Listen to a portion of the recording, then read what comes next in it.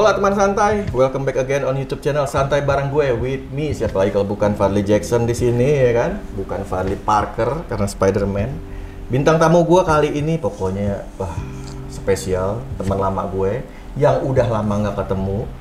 Cluenya adalah seputar desain poster, film terutama. Nah, lu harus kudu pantengin channel ini, jangan skip. Langsung aja lihat profilnya. Ini dia profilnya.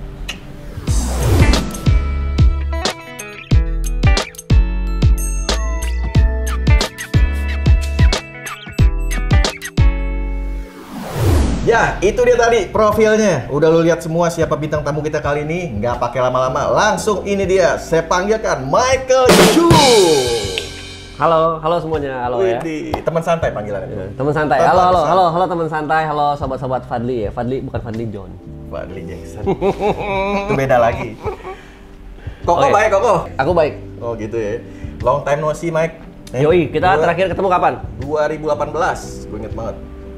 Sebelum lo manggil gue bintang tamu di channel penjilat. Buat penjilat ya, iya. Itu sebelum pandemi ya. Jauh. Lama banget ya. Jauh banget 2018. Semoga kita bisa main terus ya. Yang Amin. lama ya. Amin, karena banyak yang kangen juga. Siap. Nah, di episode kali ini jadi gue mau membahas tentang ya seputar karir lo juga di sini, berkaitan dengan lo khususnya karena berkaitan dengan desain. Yes. Terutama desain poster film. Yes. Jadi teman santai, kalau gue boleh cerita sedikit, prolog nih, jadi prolog. Dari zaman dunia koran dulu gue bermain di beberapa film layar lebar. Gue sempat melihat di situ di poster, kalau kalian lihat ada tulisan poster by Michael Chu. Gue tahu Michael Chu orangnya mana gue nggak tahu. Tapi gue ketemu beliau ini justru malah di yang berurusan dengan toys. Iya, di dunia mainan ya. Kita malah ketemunya di dunia mainan. Iya, di situ gue baru tahu, oh ternyata Michael Chu tuh ini. Karena sosok Michael Chu ini selalu berada di belakang karya-karyanya dia gitu. Nah, ini jangan terbang dulu ya. Iya. Kalau teman santai ini bocoran dikit, yang gue dengar dari kabar burung nggak gue atau burung siapa ini permasalahannya.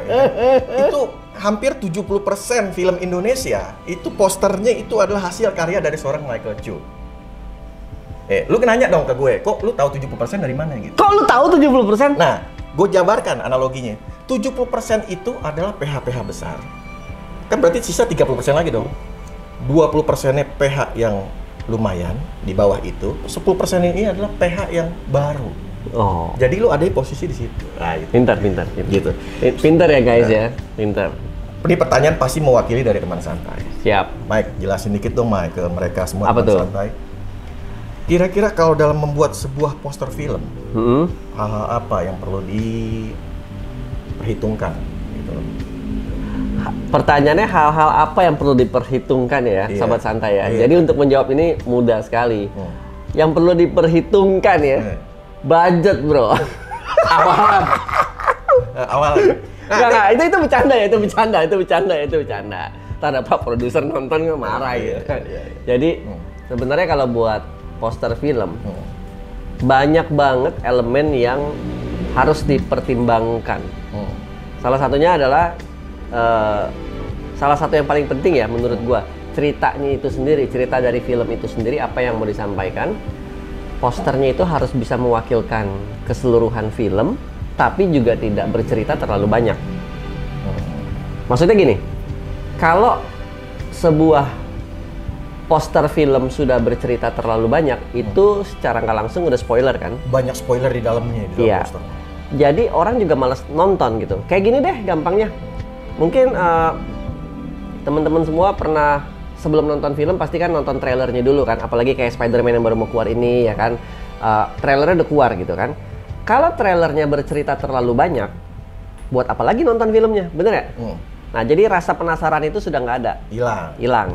Nah sama dengan poster film itu, bumbu paling pentingnya adalah jangan sampai desain kita bercerita terlalu banyak sehingga orang jadi malas nonton.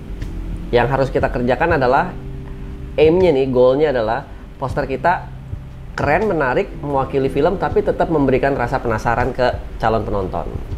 Itu gitu bro. Elemennya itu. Iya bro, begitu bro. Pertanyaan nyambung lagi nih berikutnya. Ini kita bicara decision. Decision untuk membuat sebuah movie poster gitu kan. Akhirnya final decisionnya itu lebih titik beratnya ke si sang produser. atau ke lu secara desainer posternya gitu? susahnya gini, ini pertanyaan yang bagus karena Fadli juga backgroundnya dari entertainment, ya kan? Makanya Fadli punya pertanyaan bagus kayak gini. Sepanjang karir gue baru lu yang nanya gini nih, Pak. Baru. Kenapa nih gue kasih tahu? Itu susah. Ini Indonesia, guys. Bedanya adalah gini, Pak produser ngerasa gue yang punya duit. Film ini gue yang tahu cara jualnya. Gue yang tahu main di mana, ya kan? Nah, gue ngerasa gue desainernya. Desain yang bagus adalah seperti ini, gitu. Menurut gue, ada lagi efek ketiga. Ketiga masuk nih, Pak Sutradara. Pak Sutradara, director, director. Pak Sutradara masuk. Pak Sutradara itu kadang-kadang ngasih hint ke gue. Mike, yang ini begini ya, nanti yang ini masukin di sini ya. Aku mau yang ini ada di poster ya begini. Misalkan. Tapi susahnya di gue adalah gini. Pak Sutradara itu kadang-kadang tidak ngomong ke Pak produser.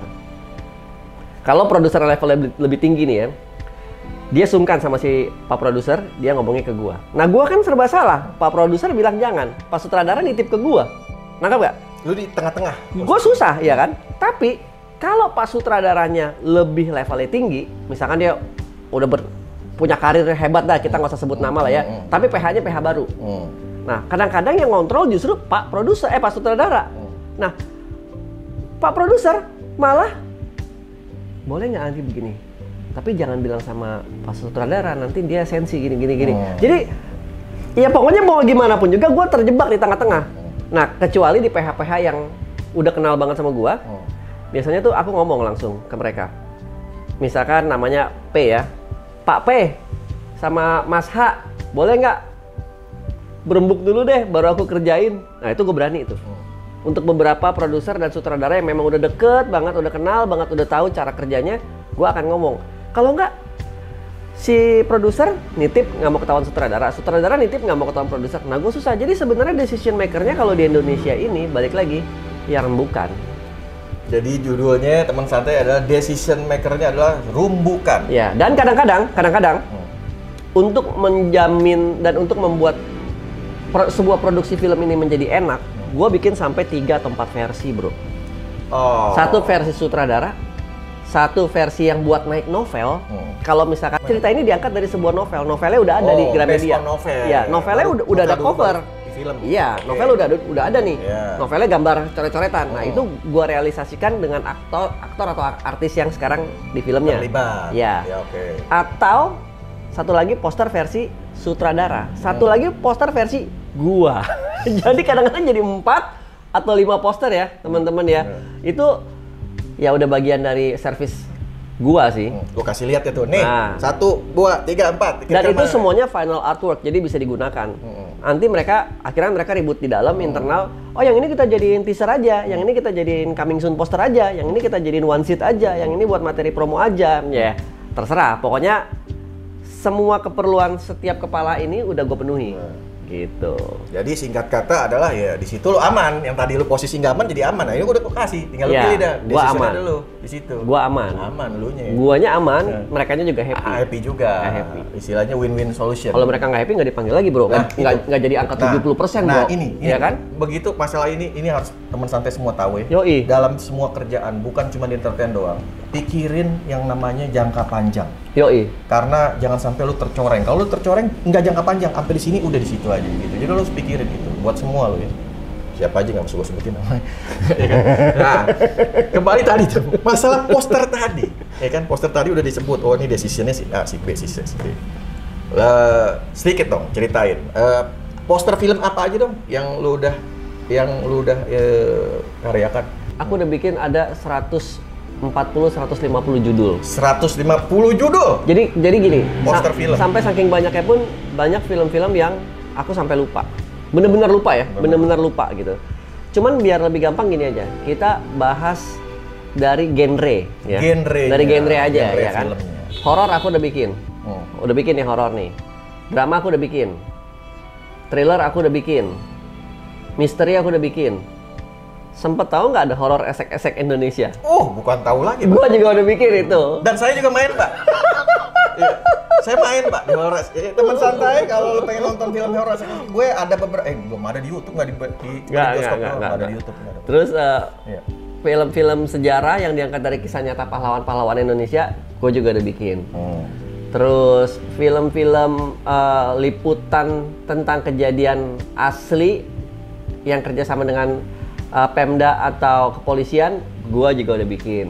Jadi bisa dibilang segala macam jenis film layar lebar Indonesia sudah dipastikan semua udah gue bikin. Karena genre tadi disebutin udah hampir semua, itu semua genre sebenarnya. Iya benar. Cuman jadi, ya mungkin kalau memang pun ada yang belum gue bikin ya silakan aja. Siapa tahu yang nonton tahu kan di komen di kolom di bawah gini kan.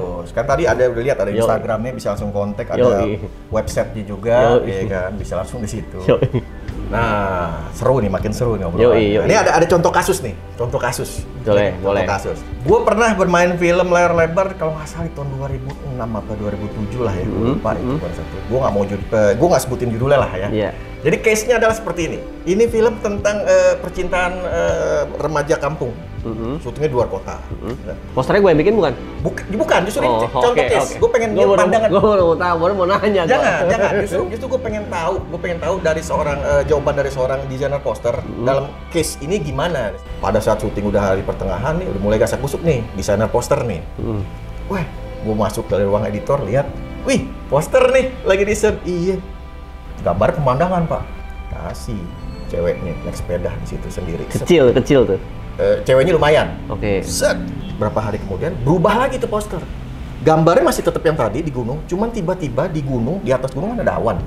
Di awannya ada muka gede, lebih setengah posternya itu jadi muka nih. Iya, tahu.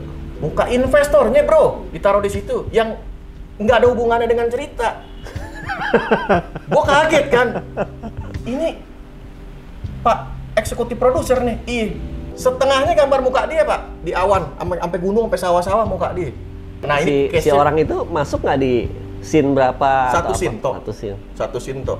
Nah, ini kasusnya bagaimana nih kalau menurut lo nih? Kalau dari gua ya, hal seperti ini tidak akan terjadi kalau poster itu masuk ke meja gua. Maksudnya gini, gua nggak menyalahkan desainer posternya, gua nggak menyalahkan produsernya, gua nggak menyalahkan aktornya, gua juga nggak menyalahkan siapapun yang di. Ini kita bicara serius ya. Tadi gua bicara bercanda. Yang pasti gue ngerasanya gini, dari ceritanya Fadli ya, gue ngerasanya gini, terlalu banyak campur tangan di sebuah keputusan poster itu. Di case ini ya? Di case ini terlalu banyak campur tangan. Harusnya jangan sampai terlalu banyak campur tangan, itu pertama. Kedua, yang namanya eksekutif produser atau produser, kalau scene-nya cuma satu, harusnya nggak usah masuk. Apalagi scene-nya nggak penting, ya kan? Lain cerita seperti ini, aku pernah di sebuah PH gede nih. PH gede ini bikin film percintaan remaja. Case-nya bisa dibilang case anak-anak FTV yang baru mulai naik. Jadi bukan case yang A-class ya. Bukan A-class, Tapi ada salah satu aktor senior di situ. Jadi orang tuanya si cewek ini. Tapi aktor senior itu pun hanya keluar 2 atau 3 scene. Gue lupa pastinya. Nah, si Pak produser tuh ngomong gini, gue bayar aktor ini mahal, gue pengen mukanya ada di poster. Walaupun dia cuma 3 scene, dan walaupun kalau nanti editingnya dipotong dan dibuang semua, itu bapak itu nggak ada, nggak masalah. Tapi gue pengen masukin karena menurut gue artis-artis yang lain ini tidak punya selling point, tapi orang ini punya. Dia lebih selling point. Ya, walaupun dia sebenarnya scene-nya cuma 3 scene dan nggak penting, dan kalau di-cut dibuang pun, ibaratnya nih nggak masalah, tidak merubah alur cerita gitu. Tapi gue ngerti maksud Pak produser mau ngapain. Nah, jadi harusnya dia nggak usah ada di situ gitu. Harusnya nggak usah ada di situ, dan itu lebih ke masalah ego kalau menurut gue. Jadi kalau masalah muka lu harus ada atau tidak, ada beberapa poster film yang tidak ada muka case-nya, bahkan cuma jual pemandangan doang. Kayak Eat Pray Love kan ada versi Eat Pray Love yang nggak ada muka orang kan gitu, cuman apa, bunga Bali satu, buku satu, bahkan kadang pisau doang. Kalau thriller ya kan. Nah, maksud gua yang kayak gitu-gitu gitu, apa yang mau disampaikan dulu gitu. Iya, jadi gitu teman santai. Jadi kalau gue ini istilahnya di episode kali ini nih gue cuman sharing karena kebetulan Mike adalah seorang profesional desainer poster film gitu kan. Jadi gue pengen tahu nih kalau case-nya ini seperti apa kalau kayak seperti ini. Kadang kan di lokasi juga kita kadang-kadang menemukan di project itu yang namanya ada istilah titipan Pak Produser. Oh, itu sering, Bro. Itu kan. Itu sering, Bro. Nah, ini kan cara mensiasatinya sebenarnya yang tadi lu jelasin itu cara mensiasatinya. Itu sering. Titipan Pak Produser itu sering. Nah, sering sekali. Itu. Kadang-kadang ada Pak Produser yang gini. Nanti waktu foto poster di foto aja ya. Cuma nanti ntar waktu ngedit gak usah dimasukin. Itu. Itu Pak produsernya ngerti. Paham. Dia Itu ngerti. paham. Dia ngerti. Tapi kan ada juga yang kadang-kadang nanti masuk poster ya, pokoknya ntar lu atur aja dah gimana dah. Pokoknya kayak ibarat Iya, lu iya. masukin ke koper barang. Iya, lu mau- Kalau biasa bisa dijejelin terus. Itu kan sampai 10 sampai lotot. Kalau perlu disambung lagi itu poster di ada 2 barangkali. Iya, nggak kelihatan di main lipat. Jadi gitu teman santai, itu masalah bicara titipan produser. Jadi sebenarnya titipan produser itu masih bisa kita apa ya, bukan dilawan, apa ibaratnya di kantor lah. Kalau produser itu kan orang pintar ya. Iya. Bukan semua produser itu pasti pintar. Kalau kita sebagai pekerja bisa memberikan alasan yang masuk akal, gue yakin produsernya pasti juga mengerti. Mengerti. Tapi jangan juga kita sebagai desainernya arogan. Oh nggak bisa Pak, pokoknya posternya harus begini. Ah, lu nggak dapat kerjaan lagi bro. Jadi nggak 70%. Jadi harus disiasati. Iya. Gimana caranya? Iya. Win-win solution jadi Cari- sama-sama enak. cari middle Cari ground. celahnya Yoi. di mana Yoi. gitu. Karena itu kan titipan produser masih bisa dicari celah. Bagaimanapun juga kita dapat kerjaan dari Pak produser. Nah, Yoi. yang nggak boleh dicelah itu adalah titipan ilahi. Yoi. Kalau udah itu lu mau langgar, waduh, Lewat habis lu, lu. lewat. Masuk kena sinetronnya asap jatuhnya. Kena asap ilahi, bro. Nah, kalau kali ini ada pertanyaan titipan, bro. Titipan, tadi titipan produser kan? Iya. Ini titipan penonton. Oke. Sama-sama titipan. Gimana tuh? Ada lagi kabar burung yang mengatakan bahwa kenapa kalau kok ada yang bilang katanya postur lo jelek-jelek. Oh, oke. Lu katanya jebolan sekolah luar, desain luar. Oke. Kenapa ya jelek-jelek? Sama itu adalah pertanyaan dari kolega-kolega desain gue. Oke.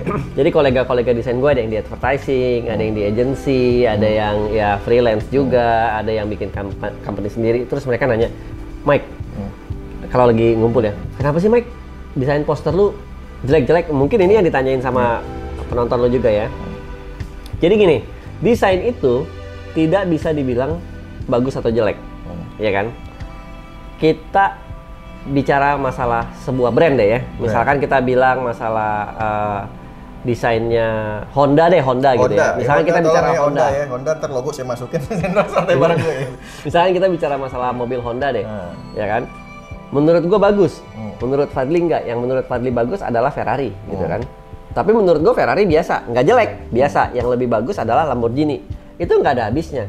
Lebih tepatnya gini, desain itu tepat atau tidak, bukan bagus atau tidak. Kalau bagus atau tidak, kayak gue ngelihat Da Vinci, Mona Lisa. Buat gue bagus, buat lo ya cuman lukisan perempuan ibaratnya kan. Lo bagus Picasso, misalkan. Itu nggak ada habisnya kita bilang bagus atau tidak. Yang harus tolak ukur harus kita rubah kalau kita bicara desain adalah sesuai atau tidak. Maksudnya apa? Begini maksudnya. Kenapa poster film gua warnanya pop atau dangdut ibaratnya? Karena waktu gua baca skripnya, target marketnya adalah C dan D. Pemainnya adalah pemain kelas C dan D. Pas gua lihat strukturnya nggak akan tayang di bioskop Kelapa Gading, nggak akan masuk di bioskop Pondok Indah, nggak akan masuk di bioskop Gandaria City. Pak produser udah ngecat masuknya di bioskop-bioskop Tangerang, Bogor, Bandung, juga bukan yang mall-mall mewah gitu. Nah, kalau gua bikin posternya super keren, bisa nggak? Bisa. Tapi penonton nggak akan masuk. Nggak akan masuk. Kayak gini, contoh nih ya. Ini kejadian nyata dengan gua. Suster gua nih. Gua ajak dia ke bioskop waktu bawa anak kan. Suster gua bilang nggak usah Pak, percuma. Loh, gua tanya kenapa? Saya mendingan nunggu di RCTI. Kenapa? Gua tanya. Kenapa? Karena bahasa Inggris saya nggak ngerti. Kan ada teksnya. Tetap aja dia males. Jadi dengan adanya bahasa Inggris, dia udah takut dulu, mentalnya udah drop. Udah drop dulu. Dia mendingan nonton di RCTI yang didubbing, menurut dia. Kalau nggak ya nonton di RCTI yang pakai teks gitu. Bahasa Inggris itu membuat orang takut masuk bioskop untuk nonton. Itu salah satu contoh. Desain yang terlalu keren membuat orang juga ngerasa, oh ini bukan film, gue bukan target marketnya. Jadi desain yang bagus adalah desain yang sesuai dengan target marketnya. Dan jangan salah, terlihatnya jelek, terlihatnya kampungan, terlihatnya pop atau dangdut. Tapi kan duit kan masuk ke Pak produser, kecing. Kacing, duit masuk semua. Nah, begitu Pak produser seneng, kita dipanggil lagi, dapat job lagi. Jadi dia Yoi. pikirin target marketnya. Betul, jadi sasaran tembak. nggak bisa dibilang desain itu jelek atau bagus, tapi desain itu sesuai target market atau tidak. Bukan nggak bisa dibikin keren, bisa. Beberapa poster gua nih, akhirnya kan gara-gara dibilang terlalu dangdut, terlalu apa, gua kan juga kesel kan. Gua bikin yang versi keren, tapi tetap waktu di meetingin dipilihnya tetap yang dangdut. Karena itu yang menjual. Nah, ini ada lagi seru, tambah seru lagi nih. Apa tuh? Jadi gue punya temen desainer poster nih. Nah, tiba-tiba suatu hari ada orang, netizen lah, netizen masuk. Ih, poster ini filmnya ini kan jiplak banget sih desainnya sama ini. Oh, marah dia tuh temen gue desain di Facebook rame tuh. Gue masuk ke situ kan, sabar aja tuh. Aduh tuh, ingat. Nah, itu gimana tuh menanggapi netizen yang seperti itu? Tidak ada sebuah hal yang benar-benar orisinil hari ini. Jiplak itu salah. Jiplak itu salah. Nggak boleh. Tapi kalau inspirasi itu boleh. Inspired by. Kalau lu mau bikin sesuatu yang benar-benar baru, benar-benar baru, lu bikin dalam kutub, dalam ruangan tertutup, lu bikin sendiri nih. Lu keluar, lu bawa. Oh, ini hasil poster gua. Gua bikin di ruangan tertutup, tanpa internet, tanpa apapun, jadi gitu kan. Maksudnya lu benar-benar imajinasi sendiri. Gue yakin, gue bisa cari dari literatur zaman dulu, pasti ketemu yang mirip. Karena peribahasanya kalau dari US gini, there is nothing new under the same sun. Selagi lu di bawah matahari yang sama, tidak ada sesuatu yang benar-benar orisinil. Tuh, dengerin tuh. Tidak ada. Gua itu desainer. Dan gua mengapresiasi sesama teman desain. Gua akan keras banget. Gua akan jadi orang pertama yang mengecam dan mengutuk kalau memang adanya plagiarisme. Itu benar-benar kelewatan, ya kan? Jangan jadi desainer kalau mau jadi plagiat. Tapi kalau lu sekedar mengambil inspirasi dari sini satu, dari sini satu, dari sini satu, lu gabungin, atau dari sini lu ambil inspirasi, sisanya lu sendiri, itu nggak masalah. Kalau lu benar-benar nyontek, itu salah. Karena Pak Produser kadang-kadang bawa gini, aku mau posternya kayak gini, dia udah bawa, udah pegang. Udah nyari. Udah tahu, iya. Dia. Karena filmnya sendiri mirip gitu kan, cuman di twist-twist dikit doang. Aku mau yang kayak begini. Harus begini banget, Pak. Jangan jauh-jauh ya, 80-90%. Oh iya, gua kan ntar gue dicecer lagi kan. Kalau gue kena dicecer lagi kan gue emosi lagi kan. Iya kan, jadi daripada hal itu terjadi lagi, apa bikin sama ini aja deh gitu. Aku kenalin aja ya Pak, boleh gitu. Jadi lu masih inget kasus itu ya? Masih lah. Jadi sampai tadi yang gue sebut temen gue itu bisa dia sama dia. Ini ramai di Facebook, gue duluan yang komen. Waduh, kenapa Pak? Ya kan? Wajar lah, ibarat itu bukan menjiplak, bukan, tapi menggabungkan dari berbagai source. Inspired by, terinspirasi oleh gitu kan. Dan itu juga nggak mengubah polanya sebenarnya ya, ibaratnya tetap tujuannya bagus gitu kan, mengcombine, ambil positif dari sini, ambil positif dari sini, gabung jadi positif yang baru. Betul. Karena kita nggak usah bicara poster ya, kita bahas ceritanya deh. Cerita juga sudah tidak ada yang orisinil. Cerita, coba lo bahas cerita apa misalkan? Misalkan Star Wars, perang galaksi, semua juga perang sama, cuman bedanya ini di angkasa, ini di mana gitu kan. Intinya sama. Jadi lu mau bilang plagiat, mau bilang apa ya terserah gitu, yang penting enjoy ya kan. Benar. Jadi itu bukan yang patut untuk diperdebatkan lah hal seperti itulah. Betul. Jadi netizen juga bisa lebih bijak lagi. Betul. Dalam mengangkat sebuah tema ya, kalau misalnya nanggepin lihat medsos gitu. Nah, terus ada kabar burung lagi nih, burung. Banyak banget burung lu, Bro. Gue nemu burung banyak lu. Di pasar burung, itu. Ini kata kabar burung katanya, seorang Michael Chu itu adalah seorang desainer poster profesional yang honornya paling termahal, bahkan untuk satu film aja layar lebar itu bisa setara dengan satu buah mobil baru. Bener gak sih? Nah itu, mumpung ada di sini kan gue langsung tanya ke orangnya langsung. Bener gak? Jangan ngomong harga, Nggak harga, bukan maksudnya. Apakah itu benar seharga mobil baru? Itu harga, monyong. Harga mobil baru kan bukan, gua nggak nyebutin angkanya. Ya enggak lah itu exaggerated lah, enggak lah. Berarti itu dua mobil. Dua mobil ya? Masuk tim lo deh besok gue. Dua mobil. Gua ngalusin. Enggak, tapi kalau harga itu beda-beda sih. Iya. Jadi gua nggak pernah ngasih harga saklek ke semua orang. Jadi tergantung. Kadang-kadang sutradaranya gue kenal dan udah produksi sama dia 5-6 film, dan gue suka nih karena gue tahu dia bukan tipikal sutradara yang rese, jadi gue tawarin apa aja dia suka, dia oke. Nah itu gue bisa kasih murah gitu. Nah kadang-kadang PH baru nih, terus gue denger dari tim fotografer, dari tim editing, dari tim yang lain yang di hire, aku udah pernah kerja sama mereka mas, bayarnya lama ya, gue mahalin gitu kan. Terus kadang-kadang PH-nya baru tapi sutradaranya gue nggak kenal, terus timnya baru. Ya kan kayak kucing dalam karung juga kan, ya gue harus ada safety net dong di gue, ya aku mahalin sedikit gitu. Tapi kadang-kadang juga Mas ini filmnya buat proyek ini ya, kita budgetnya segini, tapi kita disuruh sama pas sutradara telepon Mas Mike, katanya minta tolong. Oh ya udah nggak apa-apa, nolong juga oke juga gitu. Jadi nggak ada benchmark harga yang pasti di gua. Semuanya karena gua seniman ya. Iya. Jadi semuanya tergantung mood, tergantung yang bawa kerjaan ke meja gua siapa, kita ngobrolnya enak apa enggak, terus apa yang gue minta bisa disesuaikan apa enggak. Misalkan nih, Mas Mike bikinin poster dong buat aku, tapi nggak ada sesi foto ya. Awal-awal udah digituin gue. Kan gue langsung, ntar gue ngambil filenya dari mana? Ya dari file editing. Oh kan file video itu kan ya kan. Nah itu kan gue kan harus kerja ekstra gitu kan ya. Maksudnya semuanya negotiable lah, semua bisa diomongin lah gitu. Ya ibaratnya. Tapi tetap minimum 2 mobil ya. Iya, jadi seorang Mike ini jadi kalau boleh teman santai tahu ya, jadi harga itu bukan sebuah patokan. Yoi. Jadi Karena seniman kita kan. Seniman itu mencari kepuasan batin dulu yang pertama dari karyanya. Betul. Gitu. Betul. Portfolionya. Betul. Kepuasan batin tersendiri gitu kan. Dia akan puas ketika karyanya itu dihargai, di respect sukses. Betul. Kayak gitu. kemarin itu ada film medis tuh, gua kan belum pernah bikin film medis kan. Ini film medis pertama gua, makanya gua kasih murah. Jadi gua pengen mencoba menjajakan kaki di semua bidang perfilman. Lininya, semua iya. lini, passion yang lu cari. Betul, karena waktu itu gua belum pernah tuh, seumur umur belum pernah megang film tentang kedokteran atau anak-anak dokter gitu. Ada PH yang bikin, terus Pak produsernya nawarin, mau nggak Mike? Oh, mau gitu. Jadi nggak berpatokan pada harga. Jadi fleksibel lah ibaratnya. Ada kalanya juga gini loh, Fat. Waktu itu lu mungkin tahu perfilman Indonesia sedang bangkit dan semuanya horor. Iya, tahu kan? Ada masanya horor semua kan. Gua nolak-nolakin film horor. Kagak mau gua megang film horor lagi. Bosen.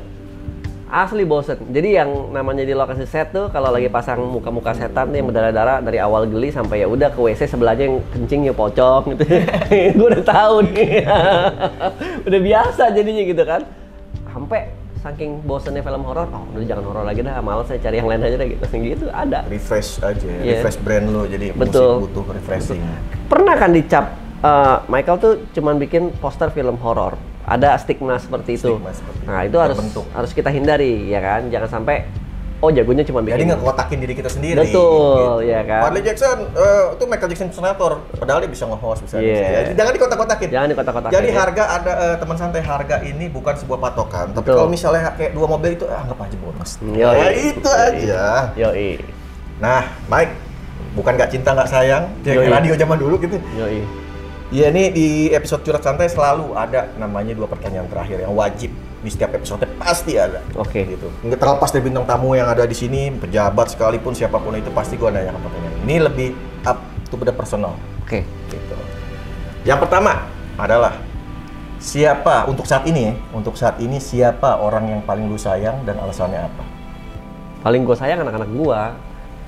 Zelda, Akira, Ryoma pasti itu paling disayang ya karena anak gua alasannya jelas. Itu ya udah. Iya dong. Simpel.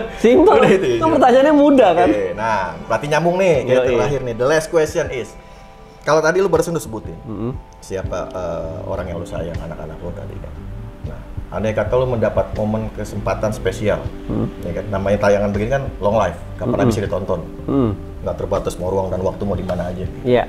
Nah, lu dapat kesempatan orang ini sayang tadi ada di belakang kamera nih, satu momen, lu mau ngungkapin apa buat mereka? Karena mumpung sekarang lu masih sehat. Ya paling mau bilang hidup yang bener, ya kan? Karena papi kan nggak bisa terus temenin anak-anak, pasti dong ya. Ya, papi kan nggak bisa terus temenin anak-anak. Hidup yang bener, jadi orang yang baik, bantu sesama, kasih sesama, beragama yang baik, dan cari keluarga yang baik.